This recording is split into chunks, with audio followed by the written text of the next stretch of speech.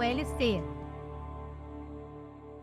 Olá, sejam todas e todos muito bem-vindas e muito bem-vindos a mais um episódio do nosso podcast Reverbere, o podcast do Portal LC. Aqui nós conversamos sobre os temas mais relevantes na área de licitação e contrato e eu tenho muita alegria de poder conversar com vocês, com essa audiência maravilhosa a quem eu tanto agradeço, a confiança que depositam em nós, conversar sobre esses temas que são da ordem do dia na área de licitação e contrato. Eu queria dizer a vocês que hoje a gente tem um episódio especial, porque é o Reverbere do João. Isso mesmo, hoje eu, Rafael Sérgio de Oliveira, converso com o meu querido amigo professor João Domingues, um daqueles que faz parte da equipe do Portal LC e que vem falar com a gente sobre formação da planilha de custos. Tudo bom, João? Como é que você tá? Fala, Rafa. Beleza? Tô bem. Teminha, bom esse, tranquilo. Sim, não é fácil fazer um podcast sobre esse tema não, viu? Tema tranquilo, só que não, né? As pessoas têm muitas dúvidas na planilha de custo. Sim. E a gente vai aqui abordar alguns temas, né? Para poder tirar essas dúvidas dos servidores que trabalham principalmente com a elaboração do orçamento estimativo de serviço terceirizado, né, Rafa? Muito legal. Esse tema realmente ele gera sempre muitas dúvidas. São poucas pessoas que conhecem desse tema e você, eu sei que é a maior referência, se não a maior, uma das maiores referências aí em âmbito nacional sobre esse tema de planilha de custos. Eu não vou te negar que é um tema dos quais eu trabalho com o Portal LC, que eu tenho um grande retorno dos alunos em relação a dúvidas, né? Porque plano de custo, porque em que pese ser uma planilha, ela é muito dinâmica. Sim. Tanto você tem a formação, mas a execução dela, ela traz muitas dúvidas. E é um dos cursos que eu mais gosto de ministrar pelo Portal LC, planilha de custo. Por falar em curso, eu já quero então convidar vocês para o curso de planilha de custo e formação de preço, que será ministrado pelo professor João Domingues nos dias 25, 26 e 27 de setembro, presencial em Brasília. Vai ser um curso que vai contar com a carga horária de 24 horas, ou seja, um curso amplo, que realmente aborda a temática da formação da planilha de custo na profundidade. Quer falar um pouco, João, para o pessoal sobre esse curso, que, volto a dizer, vai ocorrer nos dias 25, 26 e 27 de setembro, presencial em Brasília com 24 horas, curso de 8h30, meio-dia, e meia depois, 14 às 18, e imperdível, gente, porque realmente ter a oportunidade de aprender planilha de custo com o professor João Domingues é uma grande oportunidade. Pois não, João? Rafa, esse curso ele tem um viés educativo, né? Primeiramente, de que a planilha de custo, você tem que pensar na planilha de custo, você definir uma estrutura de planilha de custo. A maior parte dos órgãos usam, né, a estrutura da IN5 de 2017, inclusive, né, para quem estava acostumado com as planilhas de custo do Tribunal de Contas da União, o TCU, desde 2023, ele mudou a estrutura dele da planilha de custo. Ele adotou a estrutura da planilha de custo da IN5. Então, é a primeira coisa. A segunda coisa é você definir a metodologia. Qual a metodologia que você adota na planilha de custo? O TCU, em que pese ter agora adotado a mesma estrutura, ele tem uma metodologia que ele utiliza. Que não é da IN5. Igual o TSE utiliza dele, o STJ utiliza dele, o CADTERC, né, lá de São Paulo, daquele manual, utiliza dele também. E aí a gente vai trabalhar isso no curso, apresentar estrutura, metodologias que você, dentro do seu órgão, pode adotar uma. Maravilha. E o importante é padronizar isso. Por quê, Rafa? Porque eu padronizo isso na formação de preço para qualquer serviço terceirizado. Você, com a planilha padronizada, você consegue elaborar o orçamento estimativo de uma maneira muito mais eficiente, muito mais rápido, além de trazer confiabilidade no preço. Você mitiga o que a gente fala de risco de sobrepreço na elaboração do orçamento estimativo. Perfeito. Está aí uma grande oportunidade, gente, como eu já havia dito, dias 25, 26 e 27 de setembro de 2024, presencial em Brasília. Você pode entrar em contato com a nossa equipe, a equipe do Portal LC terá muito gosto de atendê-lo. Os contatos estão aqui na descrição deste episódio no Spotify ou no YouTube, a depender de onde você está nos ouvindo ou nos assistindo. Quero desde já também deixar aqui o convite para que vocês sigam o Portal LC nas redes sociais, sempre Portal LC no LinkedIn e no Facebook, e no Instagram é @portal_lec, portal_LEC.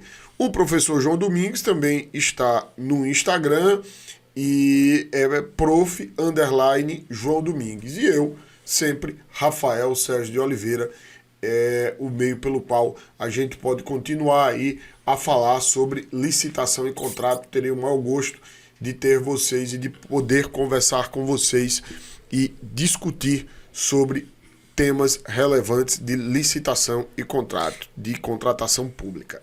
John, vamos então começar aqui nosso bate-papo. Pois não, antes de você, eu só queria acrescentar um negócio no nosso curso, Rafa. Nós vamos mostrar durante o curso algumas planilhas elaboradas pelos órgãos, como é que eles utilizam a planilha, quais são os resultados advindo dessas licitações. E ao final do nosso curso, nas últimas 4 horas, a gente vai trabalhar uma oficina. Uma oficina prática que cada aluno que estiver na sala, cada pessoa vai elaborar uma planilha de custo com base numa convenção coletiva de trabalho.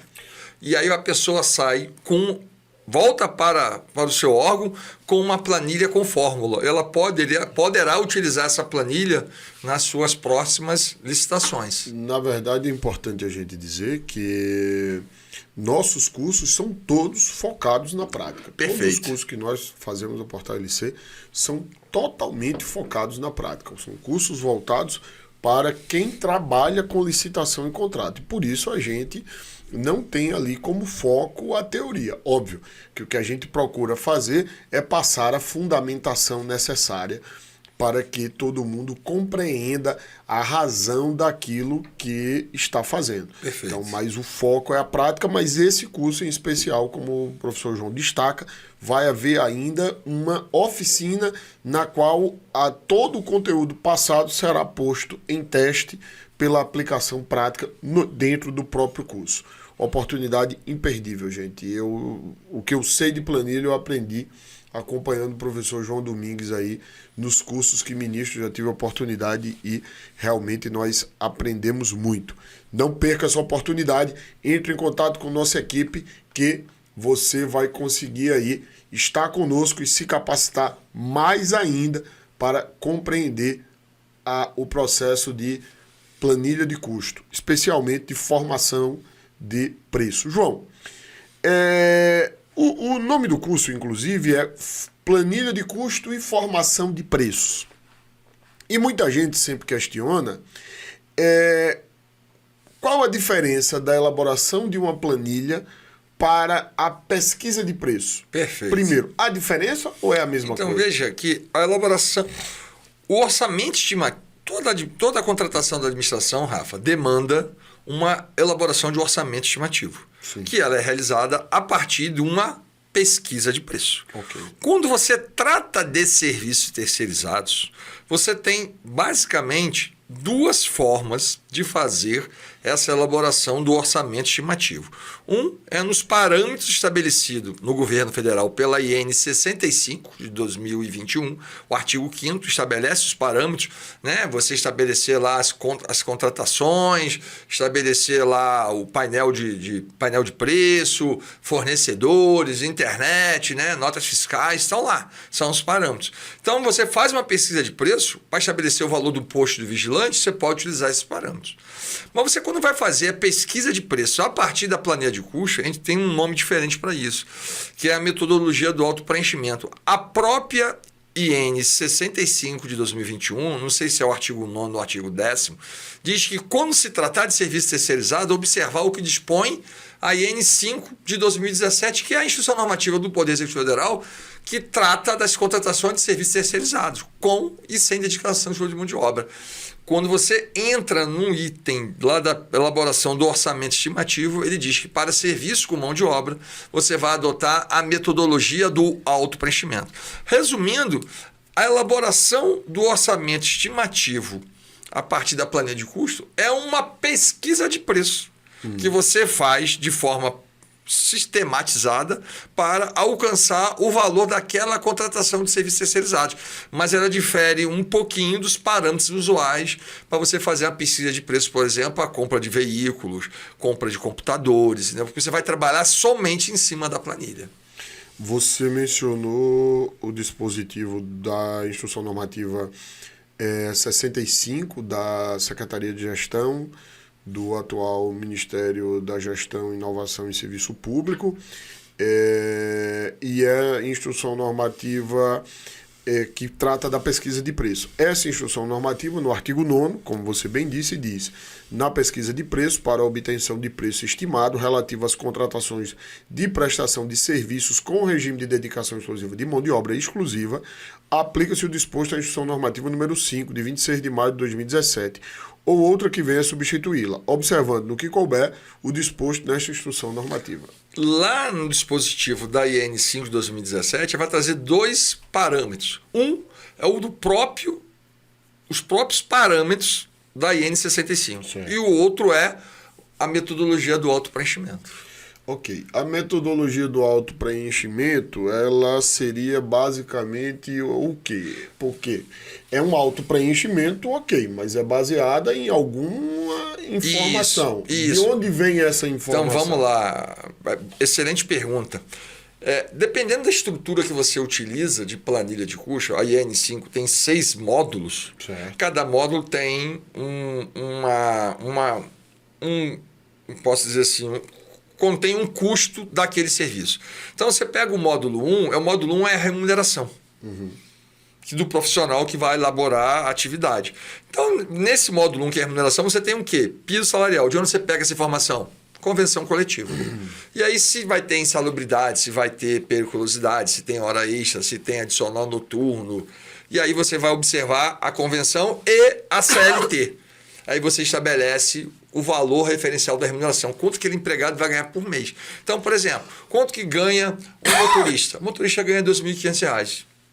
Vai ter periculosidade? Não. Tem insalubridade? Não. Tem hora extra? Não. Então, remuneração R$ 2.500. Esse R$ 2.500, Rafa, ele vai servir de base para todos os encargos e direitos, encargo trabalhista, previdenciário e direito do trabalhador. Então, módulo 1, você pega da convenção. O módulo 2 tem 3 submódulos. Tem módulo das férias, que férias adicional de férias 13º, que são dispositivos contábeis, vamos dizer assim, né? Você vai fazer uma provisão para férias, 13º adicional de férias. Tem o outro submódulo 2.2, que são os encargos previdenciários e trabalhistas, que são INSS, FGTS, SESC, SENAI, SEBRAE, salário, educação, ou seja, são dispositivos normativos, que na elaboração do orçamento não se altera.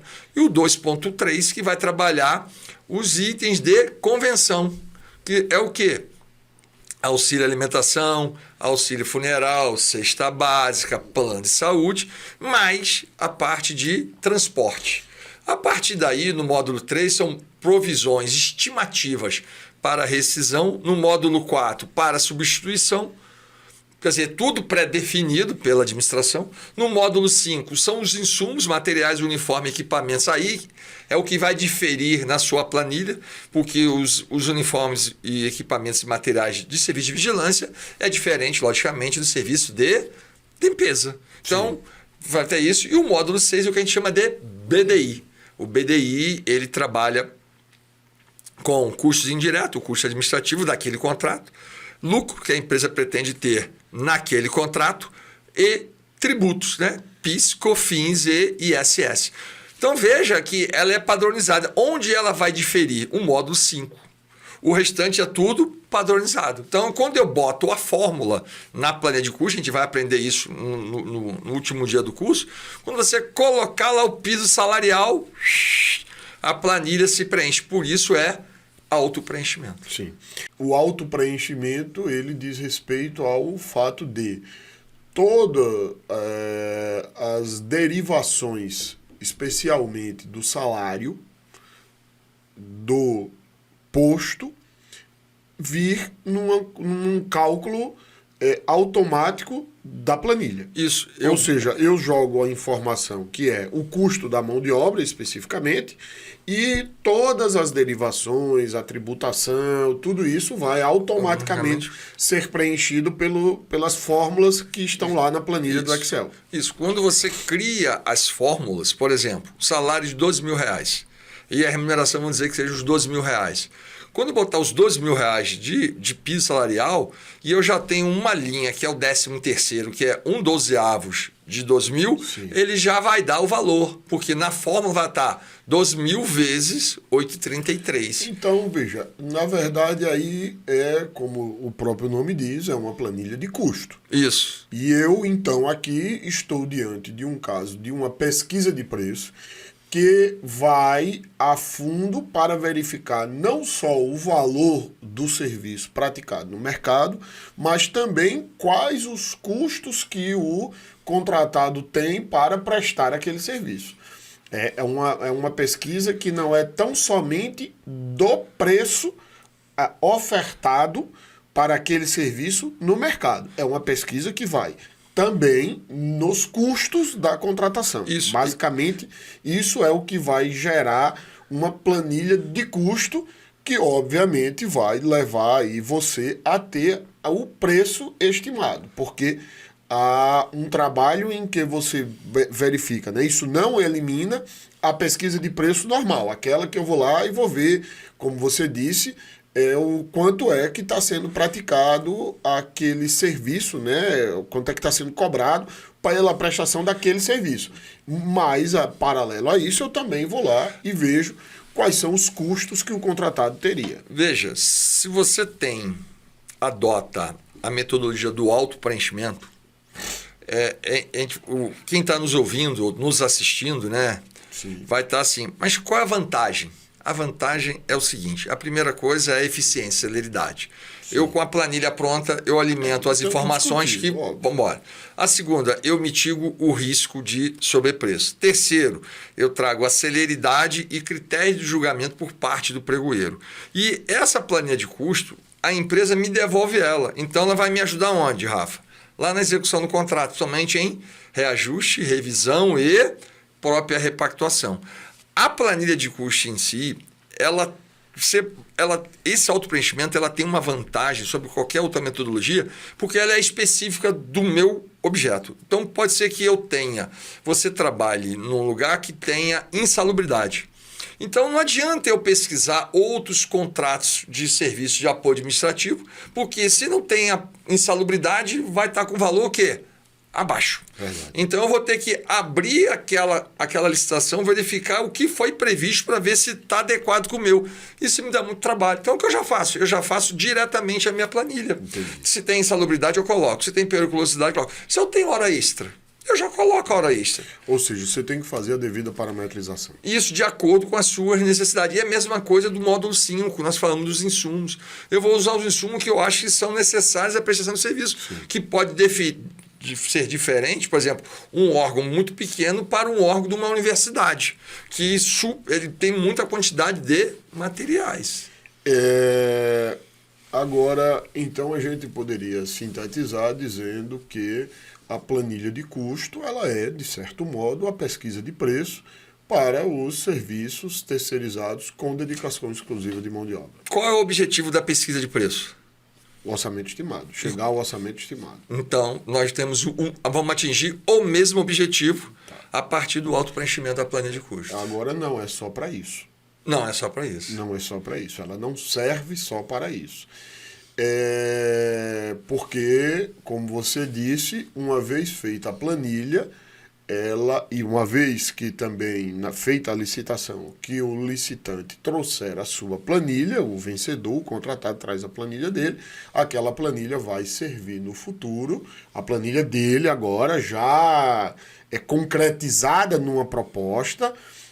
Que observou o meu modelo, a minha estrutura, a minha metodologia. Aí essa planilha agora vai orientar toda a execução contratual, sobretudo para efeito de repactuação e para a revisão do equilíbrio econômico-financeiro do contrato. Perfeito. Mas nem tudo são flores, né? Quando é que faz a planilha? Quando a gente faz? Quando eu quero dizer qual a hipótese, porque nem toda a contratação tem que fazer uma planilha de custos. Eu vou comprar material de escritório. Não, é só para serviços terceirizados. E aí, se você... Serviço terceirizado com e sem dedicação exclusiva ou só com dedicação exclusiva? Então, veja, a nova lei ela traz a terceira hipótese ainda, que é com predominância de mão de obra. Para repactuação. Sim. Então, o que acontece? No serviço sem mão de obra, a tua planilha é muito mais simples. É somente quanto custa aquele serviço. Então, por exemplo, manutenção de elevador. Você vai dizer lá quantos elevadores você tem, tempo de serviço, quanto tempo de idade tem aquele elevador, utiliza quantidade de usuários por dia, e a empresa vai dar o quê? O preço dela, para fazer mensalmente. Então, não precisa de muita coisa. É mais material. No serviço com dedicação exclusiva de mão de obra ou com predominância de mão de obra, eu tenho que fazer uma planilha mais descritiva, com todos os custos de mão de obra e de insumos. Por quê? Porque você vai precisar dessa planilha para a repactuação. Inclusive para os contratos com predominância de mão de obra. Como tem repactuação, eu tenho que ter uma planilha de custo. É o seguinte, gente, o que o professor João Domingos nos traz aqui, segundo a Lei 14.133, aos critérios de manutenção do equilíbrio econômico-financeiro do contrato, ou seja, de manutenção das condições efetivas da proposta, ordinário, os critérios ordinários, né? Ou seja, aquela situação que não é excepcional, é o reajustamento em sentido estrito e a repactuação. Isso. A repactuação é aquela em que o contratado requer a revisão, o reajuste, digamos assim, com base em uma planilha que ele apresenta, analítica, que demonstra assim, olha, desde que nós completamos um ano, seja da data base da categoria, seja da data da proposta para os insumos, eu tive essa variação aqui nos meus custos. Então, vai ser repactuação. O que é reajuste sentido estrito é aquele que você vai aplicar um índice, né? Um índice, geralmente um índice oficial. E aí você vai ver lá qual foi o valor para o período daquele índice e você vai aplicar o índice. Então, no caso da repactuação, como você tem que ter essa demonstração analítica da variação dos custos por parte do contratado, aí você vai ter que ter, nesse caso, uma planilha que indique quais são os custos do contratado, planilha de custo. Por isso que aí o professor João traz, olha, mas hoje você teria de fazer essa planilha para servir para repactuação em duas situações. Quando é contratação de serviço continuado com dedicação exclusiva de mão de obra e quando é contratação de serviço continuado com predominância de mão de obra. Por quê? O fato de ser repactuação se dá pelo fato de o grande custo ser mão de obra. E mão de obra, a negociação, a variação desse custo se dá nos processos de negociação coletiva, as famosas convenções coletivas, os acordos coletivos de trabalho. Esses acordos, eles não refletem muitas vezes, por exemplo, um índice da inflação, não é isso, João? O IPCA, não. Ele depende muito da situação específica daquela categoria. Às vezes a inflação está 5% ao mês e eles conseguem, deu 5% ao ano, sei lá, 10%, 20%, e ele consegue um reajuste de 30%. Então, não seguir esse parâmetro pode gerar uma inexecução, uma inexecução do contrato, levar à perda do contrato. Isso. E aí, veja, o contrato com dedicação exclusiva de mão de obra tem maior peso, o custo da mão de obra, mas também há contratos que são sem dedicação exclusiva de mão de obra, que tem um maior peso da mão de obra. Helpdesk, né? Sim. Aquele contrato de TI. O Helpdesk que você fala é o suporte. Suporte. Especialmente na área de TI. E na área de TI. Ou até ouvidoria, né? Você fazer sim, denúncia. Verdade. O caso também de fábrica de software. Fábrica de software, isso. Que a administração contrata para desenvolver, manter softwares e não precisa de dedicação exclusiva de mão de obra. Mas o maior custo daquele contrato é mão de obra. Obviamente em TI, né? Porque em TI está tendo cada vez mais aumento da mão de obra. Né? Aí você vai ver que aqui, então, eu estou numa situação que eu vou ter que fazer a planilha. Isso. Vou ter que fazer a planilha. Mas veja que você só faz essa planilha uma vez na vida, né? Sim, depois você pega a planilha do contratado. Não, você só faz a planilha uma vez para fazer o teu orçamento estimado. Correto. E aí você só vai fazer a variação conforme a categoria, porque muda a convenção, e os insumos. Essa planilha vai para a licitação, a empresa apresenta a proposta dela nesse seu modelo e esse modelo salva contigo. Sim. Então, esse modelo você vai acompanhar lá a execução do contrato. Aí é o seguinte, tem que ter muita atenção aqui numa coisa. Porque nós estamos aqui a falar da planilha, chamando a atenção de que ela vai ser útil para a repactuação e para eventuais revisões.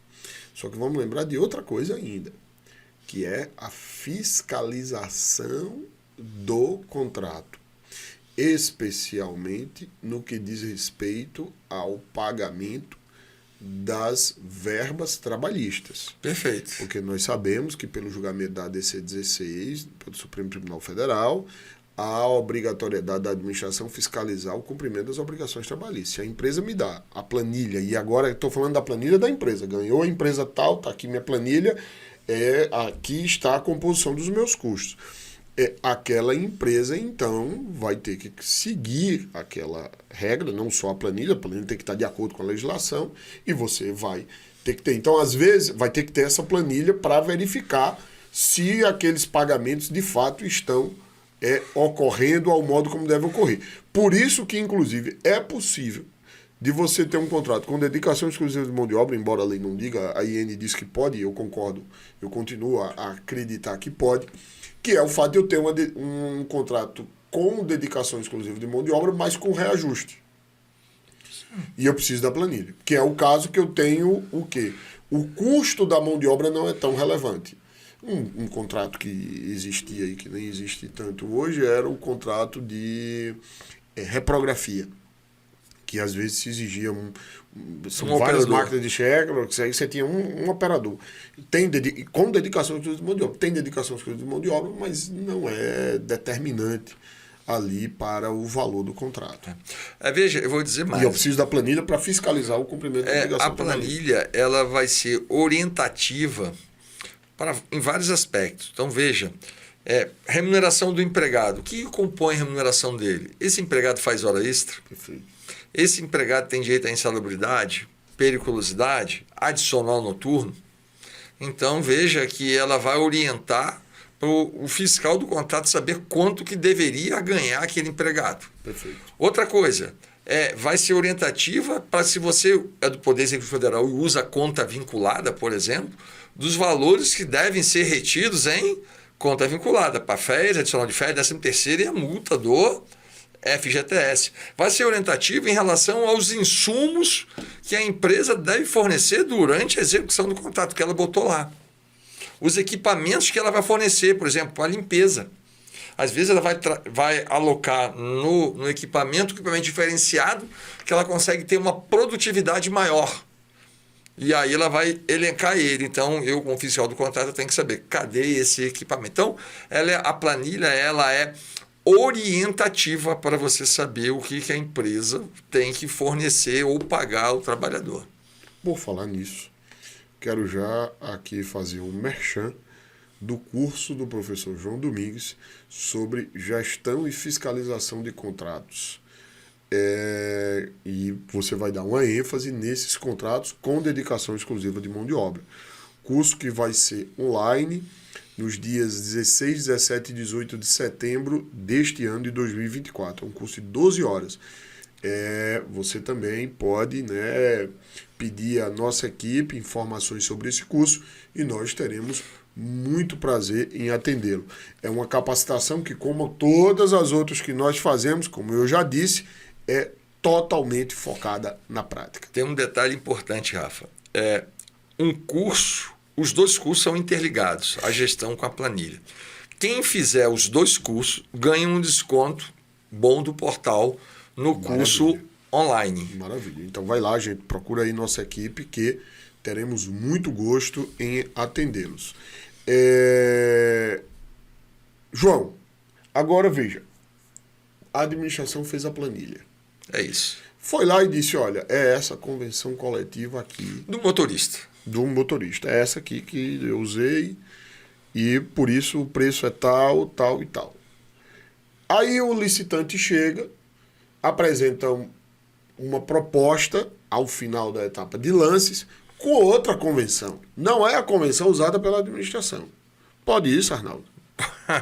Pode, porque ele vai apresentar a convenção da categoria preponderante dele. Está lá no artigo 511 da CLT, Sim. que não necessariamente é a convenção que a administração está contratando. Isso já estava previsto naquele parecer do nosso amigo Diego Ornella, lá da CPLC, o parecer número 5 de 2020, e em alguns acordos do TCU, principalmente... 1097 de 2019. Isso, já trazia ele. Já trazia 1097 de 2019 e o 1079 de 2020. Ou seja, a planilha não vincula a empresa que oferece a proposta. A planilha é elaborada pela administração. Isso. Mas veja, o que acontece, Rafa? É uma coisa muito interessante, né? A administração sempre quis estabelecer, até para o critério de julgamento ficar mais isonômico entre os participantes. Principalmente quando uma empresa é desonerada, ela da construção civil, do outro segmento, ela vem com uma convenção que o piso salarial é inferior. Isso impacta em quê? Na execução do contrato, às vezes na qualidade da prestação de serviço e também, às vezes, na própria dignidade da pessoa, né, humana, que vai receber um valor bem menor que a própria categoria deveria estar recebendo. Então, isso traz um impacto que, para a administração, não é vantagem nenhuma. Por quê? Porque na composição da planilha, a empresa diminui a remuneração, mas joga esse valor para onde, Rafa? Lá para o lucro, Sim. lá para a despesa administrativa. Ela vai disputar em dois lugares da planilha, na remuneração que ela baixou, e lá embaixo no lucro ela vai dar os lances dela para ela poder ganhar, com um lucro maior, e sem trazer nenhuma vantagem para a administração. O próprio parecer número 5 de 2020 falava isso, da administração, em alguns casos, em que ela não consegue fixar, saber qual o valor que vai ser pago para o trabalhador, fixa o salário. Uhum.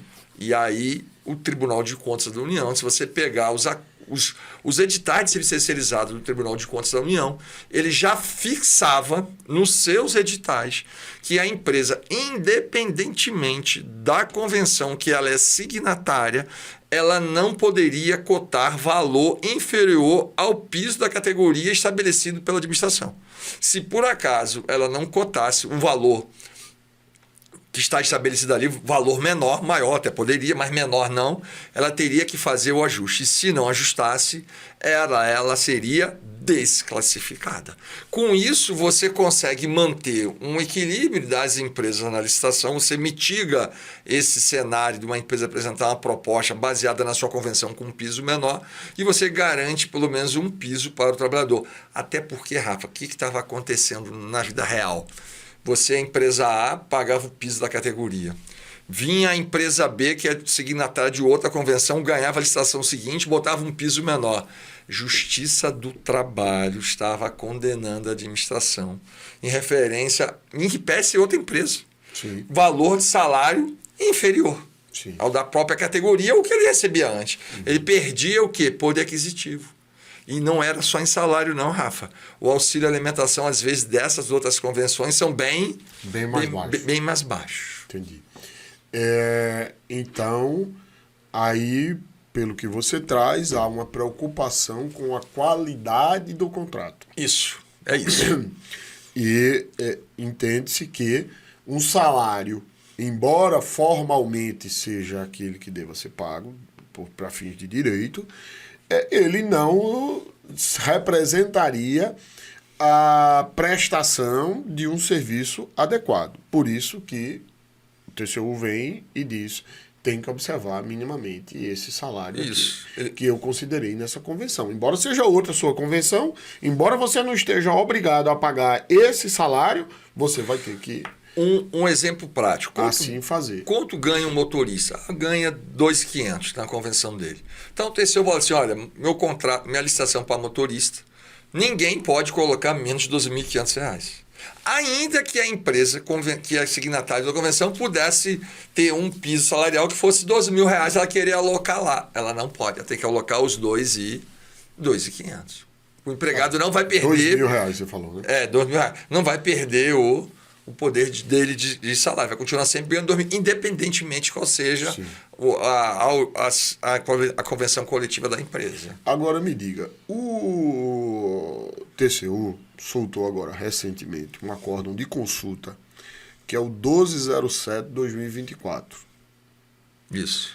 E esse acórdão, ele foi e disse assim: olha, administração, há de se ter na planilha de custo apresentada pela empresa uma liberdade para ela expressar o que de fato são os custos dela.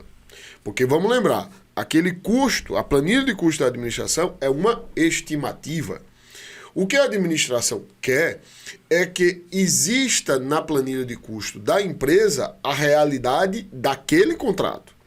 Não é para ser uma ficção. A planilha de custo que a empresa apresenta, ela deve representar a situação que, de fato, a empresa enfrenta naquele contrato. Os custos que a empresa realmente suporta para prestar aquele serviço. Foi isso ou não foi? Então, veja... Acórdão 1207/2024 do plenário do TCU. Que o TCU, respondendo uma consulta do Ministério da Gestão e Inovação, do MGI, sobre a possibilidade de fixar no edital a utilização da convenção a ser observada pela empresa. O TCU falou que legalmente isso não poderia acontecer. Então, mas eu poderia mitigar o que a gente chama de precarização do serviço terceirizado. De que maneira? Aí o TCU ele avançou um pouquinho naquilo que ele utiliza nos editais dele. Ele fala: olha, você, quando fazer uma licitação para serviço terceirizado com mão de obra, você deve, isso está na recomendação do acordo, está lá nos acordos, na determinação do acordo, você deve incluir uma cláusula dizendo o seguinte: olha, empresa, independente de onde você venha, seja a sua convenção coletiva que você é signatária, você não poderá colocar um valor inferior ao somatório, ele mudou, ao somatório do piso salarial com auxílio alimentação. Explica isso, João. Veja, motorista, R$ 2.500. E aí ele ganha R$ 40 de auxílio alimentação na convenção dele. Vamos dizer, por 22 dias daria quanto? 880. Então, 2.500 mais 880 vai dar o quê? 3.380. Independente da convenção coletiva da empresa, ela não poderia botar no somatório do piso com auxílio alimentação nada inferior a 3.380. E aí o acordo ainda vai um pouquinho longe. Você até pode, administração, botar outros insumos da convenção coletiva que você acha que seja obrigatório. Mas você vai ter que, para esses outros insumos, você justificar para ele entrar no somatório. Aí tem que justificar. Como, por exemplo, plano de saúde. Eu quero botar o plano de saúde. Vai ter que justificar a entrada do plano de saúde. Entendi. Rafa, isso vai trazer um impacto, sai para quem? Para quem? Para a SEGES, que ela vai ter que trazer orientação para as unidades jurisdicionadas. E para quem? Para a AGU, porque o TCU bota várias orientações para orientar a execução de contrato. Então, as minutas padronizadas da AGU vão ter, pelo menos eu penso desse jeito, que observar agora esse acordo do TCU. Porque o TCU vem trazendo várias orientações que você deve colocar na formação do preço e para execução contratual. E aí vai uma coisa interessante. Como é que você repactua um contrato desse? Se você faz convenção, faz o teu pedido de preço com a convenção A, sim, a empresa ganha com a convenção B, que é da signatária dela. Sim. Tudo bem, mas como é que você vai fazer a convenção? Se ela não tem que observar o salário daquela convenção. Isso, o TCU falou o seguinte, você vai olhar agora, já contratamos aqui, agora você vai olhar o quê? A sua convenção para estabelecer o reajuste, para estabelecer a repactuação. Então, o que eu acho? A partir da execução do contrato, os percentuais de aumento do piso salarial, da categoria da empresa, que foi conferida aquela convenção dela, mas ao auxílio alimentação, imagina que sejam só esses dois, ela vai ter que conferir a esse durante a execução do contrato. Da convenção da empresa, da empresa. Efetivamente. Isso, dela. Ou seja, lá no exemplo que você deu, era 2.000 mais 600, digamos, 2.600. Só que na convenção de motorista dava ali 3.380, como você tinha dito. Só que o reajuste que a convenção de motorista deu naquele ano foi, digamos, 10%.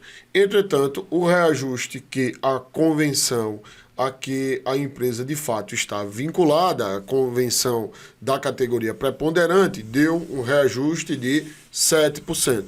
Esse salário da planilha de custo de 3.380 não vai ser reajustado em 10%, como a convenção coletiva dos motoristas. Vai ser reajustado em 7%, que é a convenção da categoria. É isso que você está dizendo? É isso. Ok.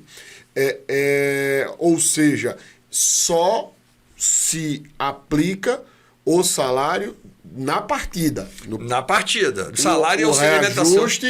Vai observar as particularidades. O critério, o percentual da convenção a que a empresa efetivamente está vinculada. Isso. E também tem que observar a database daquela convenção que a empresa está efetivamente vinculada. E é por isso que na fiscalização, eu fiscal vou ter que saber qual foi a convenção que essa empresa é signatária. Exatamente. Entendeu? Para poder. Porque nem todas as empresas estão em 1º de janeiro. Algumas empresas estão em maio, estão em julho, sim, estão em agosto. Sim, isso varia, né? Isso varia. Agora, João, e qual é a repercussão desse acórdão em termos de vinculação? Porque ele foi um acórdão de consulta feito pelo órgão central, o MGI. Isso. Então, obviamente que aí você tem um vínculo do MGI que respondeu aí essa consulta. E os demais? Então, eu particularmente, eu acho, Rafa, que essa ação do TCU nesse acordo, ele resolve um grande problema de administração. Por isso que eu estou te falei antes, né?